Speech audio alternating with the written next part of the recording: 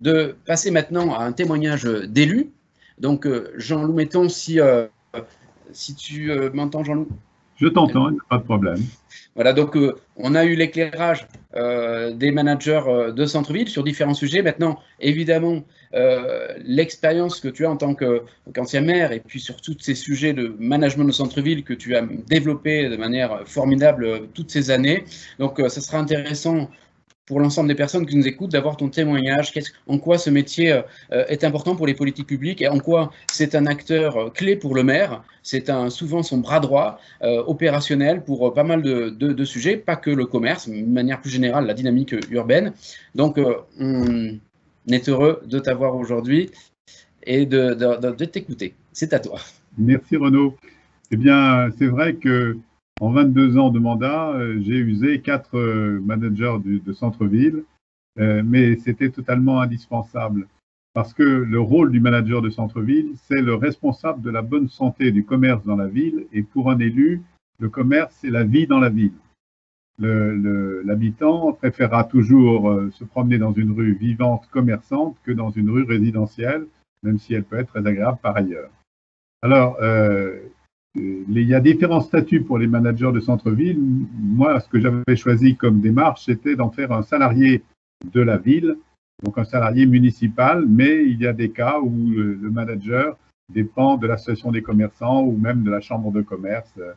En tout cas, pour moi, c'était un salarié de la mairie, ce qui implique que j'avais des relations hebdomadaires, puisque j'avais une réunion hebdomadaire avec mon manager et ma directrice de société d'économie mixte pour la partie foncière. Et donc, c'est un travail la main dans la main, surtout quand on a des ambitions en matière de développement du commerce ou quand on a des problématiques insuffisants, etc. Alors, pour moi, le manager du centre-ville, c'est le représentant de la mairie auprès des commerçants. Donc, en tant que représentant, il a sa casquette mairie quand il va voir les commerçants, mais comme c'est une interface entre les commerçants et la ville et la mairie, et quand il va voir le maire, il a aussi sa casquette de représentant des commerçants. Donc, il joue sur les deux tableaux. Ce qui est très important, c'est quand il est au niveau des commerçants, il est porteur de l'image de la ville, et donc son comportement doit être tout à fait exemplaire en la matière.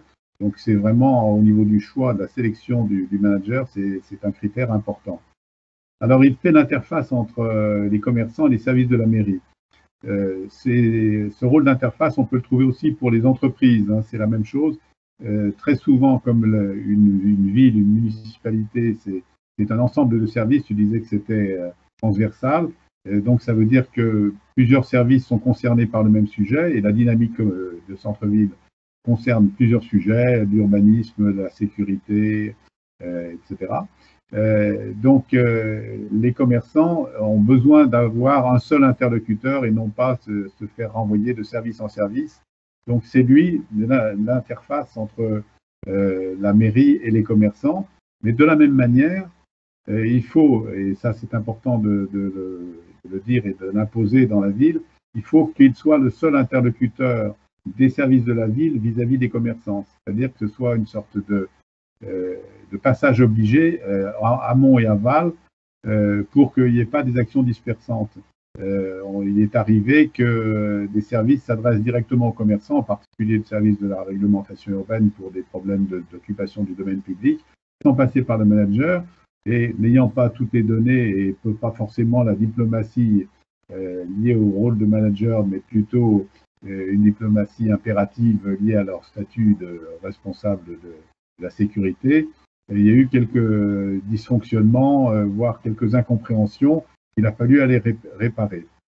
Alors, le manager, c'est lui qui va aller au-devant des commerçants pour savoir comment sont perçues les décisions municipales. Alors, parfois en amont, c'est-à-dire avant que la municipalité prenne certaines décisions, il est intéressant de tâter le terrain. Et donc, on va envoyer le manager tâter le terrain chez les commerçants, évoquer éventuellement les sujets qui sont à l'étude pour faire une remontée d'informations très, très importante pour les élus, pour une aide à la décision qui est tout à fait capitale. Alors, cette concertation avec les commerçants, elle peut être informelle, comme je viens de l'évoquer. Elle peut être aussi formelle, avec des réunions thématiques. En ce qui me concerne, j'avais une réunion mensuelle avec les principaux acteurs du commerce pour faire le suivi de toutes les décisions. Et donc, cette concertation, comme dans beaucoup d'autres domaines d'ailleurs, hein, concertation avec les habitants sur la manière de vivre dans leur quartier, etc. Nous, les élus, on doit être en tout cas des champions de la concertation. Donc, le manager du commerce a un rôle très très important pour organiser cette concertation et puis pour faire remonter les informations. Alors, il diffuse et il explique les décisions municipales, c'est-à-dire que quand une décision est prise, il faut la faire appliquer.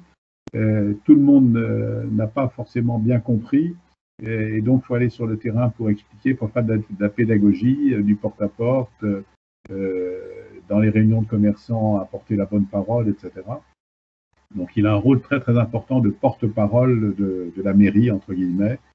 Et donc il recueille à cette occasion beaucoup d'informations. Lorsqu'il fait son travail de terrain, il recueille beaucoup d'informations et il fait remonter les points négatifs comme positifs qui permettent éventuellement des actions de correction. Donc c'est un rôle d'information très très important. Le deuxième point, c'est que c'est l'expert du commerce local. Il doit tout savoir sur le commerce et donc dans des domaines très différents, aussi bien au niveau juridique, financier, etc.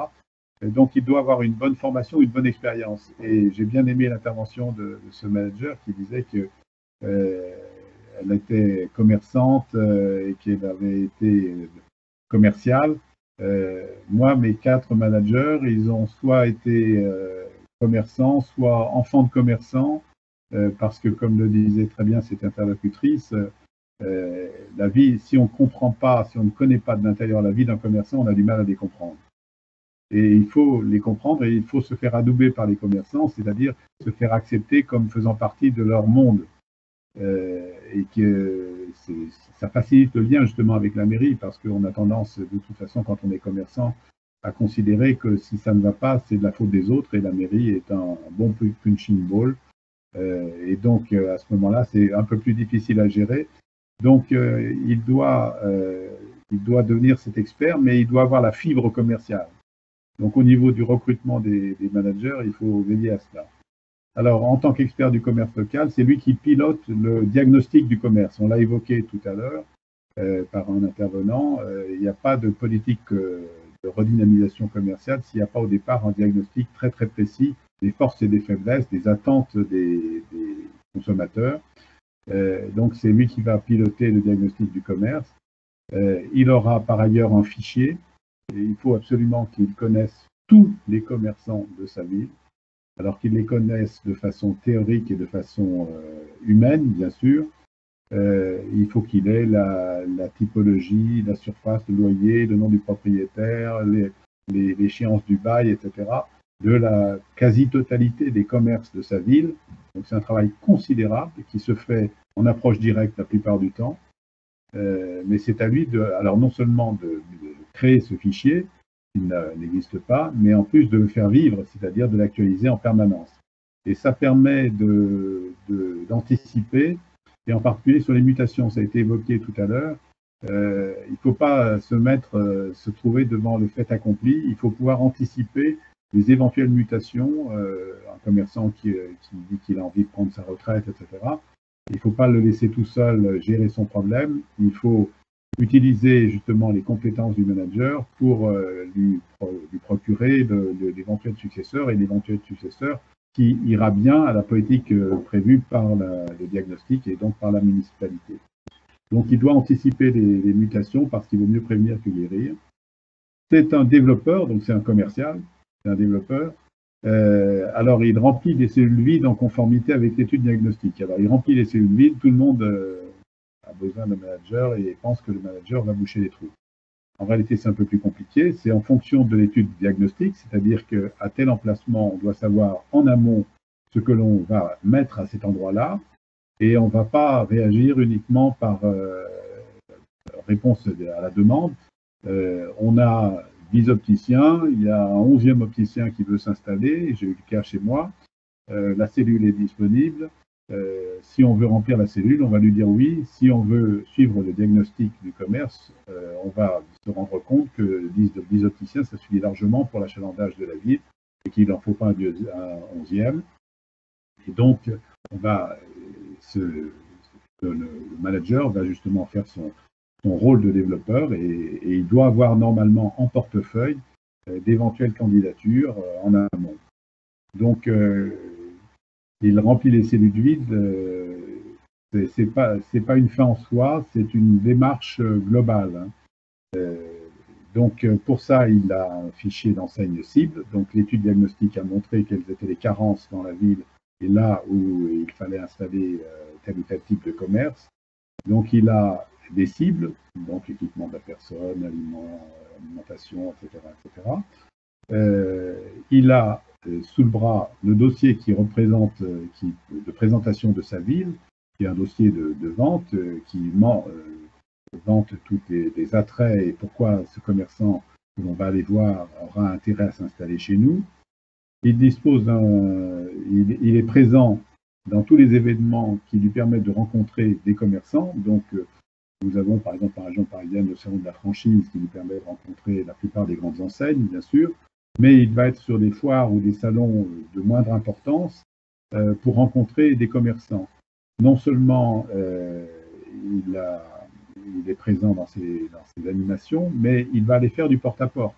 Dans certains cas, on s'aperçoit que pour trouver le commerçant qui nous manque, on va aller voir dans une ville voisine un commerçant qui marche bien et qui aura peut-être envie d'ouvrir un deuxième point de vente pour élargir sa clientèle.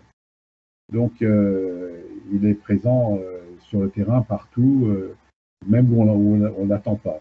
Il est en contact avec les syndicats professionnels. Bien sûr, les syndicats professionnels ont des demandes et donc peuvent éventuellement aider à pourvoir les cellules inoccupées. La liste des journaux professionnels où nous allons faire de la publicité pour vanter l'intérêt de s'implanter chez nous.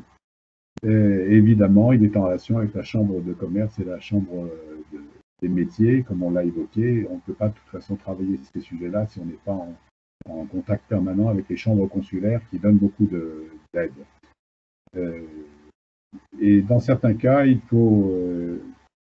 alors, dans certains cas, la ville de Bayonne a 6 associations de commerçants. À Montrouge, j'avais 3 associations de commerçants. J'ai voulu les fédérer en une seule pour avoir un seul interlocuteur, parce que c'était très compliqué de gérer des associations qui finalement se sentaient comme concurrentes et donc se tiraient dans les pattes alors qu'elles étaient complémentaires. Mais arriver à leur expliquer qu'elles sont complémentaires, c'était pas évident. Donc on a joué sur le fait que nous versions les subventions pour dire on verse la subvention qu'à une seule association pour l'ensemble des commerçants. L'association des commerçants, elle peut être dynamique dans certaines villes, elle peut être beaucoup moins dans d'autres. Et très souvent, le manager du commerce, il va travailler avec, mais pour l'association des commerçants aussi en même temps. Et dans certains cas, il faut que la municipalité porte l'association des commerçants à bout de bras. Parce que le commerçant, il est très pris par son commerce, il a ses difficultés. C'est dans certains métiers, comme les métiers de bouche, un très bon technicien, mais pas forcément un super commerçant, puisqu'il s'attache à faire des bons produits d'abord, c'est important. Donc le rôle du manager au niveau de l'association des commerçants est un petit peu ambigu. Il va travailler pour l'association des commerçants en leur donnant un coup de main d'une façon totalement informelle. Donc il va par exemple aider au recrutement des adhérents. Il m'est arrivé de discuter avec un commerçant qui récriminait sur une décision municipale et je lui répondais, mais elle a été approuvée à l'unanimité par l'association des commerçants.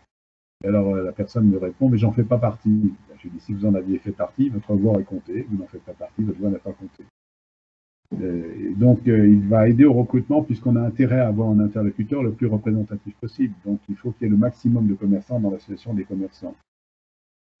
Il participe aux actions de promotion commerciale décidées par les commerçants. Alors, les décisions de promotion commerciale sont décidées conjointement dans l'instance qui réunit les commerçants, le manager du commerce, l'élu chargé du commerce, etc. On essaie de faire ça de façon cohérente,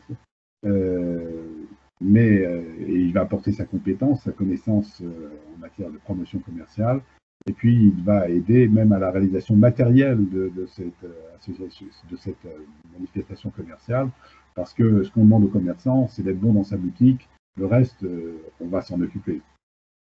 Il participe aux réunions de l'association. Alors, il est invité aux réunions de l'association, mais quand l'association se réunit, c'est important à la fois pour écouter ce que disent les commerçants et puis pour faire passer les messages municipaux.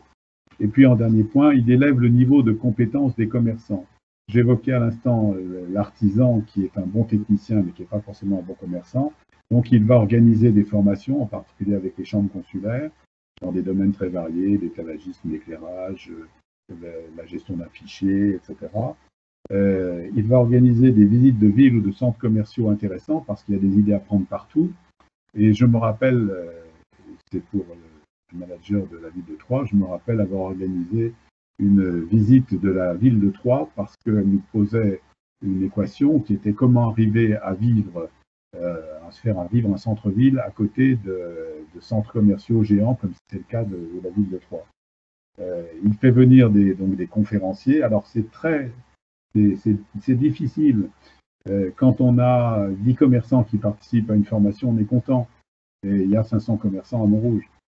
Donc il faut être très modeste, mais progressivement, on élève le niveau de compétence générale des commerçants. Il faut savoir que la réussite d'un commerçant réussit à tous ses voisins.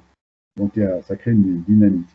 Et il favorise le transfert d'expérience entre commerçants parce que quand il fait ses visites de commerce, qu'un commerçant lui pose un problème, il a en tête ce que lui a dit un autre commerçant la semaine dernière, et lui dit « Ah ben oui, mais monsieur machin, il a eu le même problème que toi, si tu veux, je te le présente, on va organiser une réunion, etc. » Donc le benchmarking, c'est très important comme système d'élévation de compétences des commerces locaux, puisqu'ils ont la plupart du temps pas tellement le temps de s'accorder aux formations. Donc, le manager pour un maire, c'est un bras armé en quelque sorte, et c'est fondamental. Là, comme tu l'évoquais, Renaud, dans les programmes municipaux, la dynamique de centre-ville est un argument tout à fait majeur et dynamique, et on sait très bien l'attachement que les citoyens ont à leur centre-ville. Et donc, c'est un sujet qui est très important et qui doit impliquer absolument les élus. Donc, si effectivement, l'élu, il n'y a pas d'élu référent ou si l'élu référent n'est pas motivé, le manager aura beau se décarcasser, il n'y arrivera pas. Donc, il faut absolument qu'au départ, il y ait une décision politique. Et le fait d'engager un manager n'est pas forcément la réponse, mais en tout cas est le chemin indispensable. Voilà, merci à tous. Merci beaucoup Jean-Loup, je trouve passionnant parce que tu as décrit exactement le métier et c'est vrai que je comprends maintenant pourquoi tu as été réélu aussi brillamment à chaque fois. Je tiens à te remercier parce que c'était très intéressant et on voit que les Français nous disent, avec notre baromètre que nous fait chaque année l'Institut CSA, que 92% des Français considère que le maire est à la manœuvre pour préserver le centre-ville et même sur la diversité commerciale. Et c'est vrai que ça fait très longtemps qu'on travaille ensemble, ça fait 15 ans qu'on défend ce métier de manager de centre-ville et c'est vrai que maintenant on a vraiment les maires qui se mettent à fond pour embaucher des managers de centre-ville. Merci beaucoup et c'est hyper intéressant. Merci beaucoup Pierre, merci beaucoup Jean-Loup. J'ai beaucoup aimé aussi ton intervention parce qu'on voit tout le bon sens qu'il y a. Autant le métier peut un peu faire peur à un moment donné avec tout ce qu'on vient de voir depuis tout à l'heure, tellement il y a de sujets, tellement c'est complexe. Ça peut être excitant, mais en même temps aussi un petit peu inquiétant. Et on voit finalement, au travers de tes propos, qu'il y a tout simplement beaucoup de bon sens. C'est pour ça peut-être aussi que tu étais attaché à souligner le témoignage juste précédent, de ce manager qui a été au préalable commerçant puis commercial. Parce que c'est vrai qu'il faut avoir juste les pieds sur terre, il faut aimer les gens, il faut aller leur parler. Et à partir de là, tu le disais, en allant les voir souvent, eh bien, forcément, on leur fait bénéficier de l'expérience de la personne qu'on a vue juste avant, du point de vue de la bonne idée, et en étant les bonnes pratiques, et on tire tout le monde vers le haut. Je crois que cet exemple-là, et puis tous les autres que tu as donnés, c'est vraiment quelque chose qui est à la portée de la plupart des gens qui seraient habités par cette volonté d'aider leur ville, d'aider les autres, et qui aimeraient particulièrement les commerçants ou les artisans. Voilà.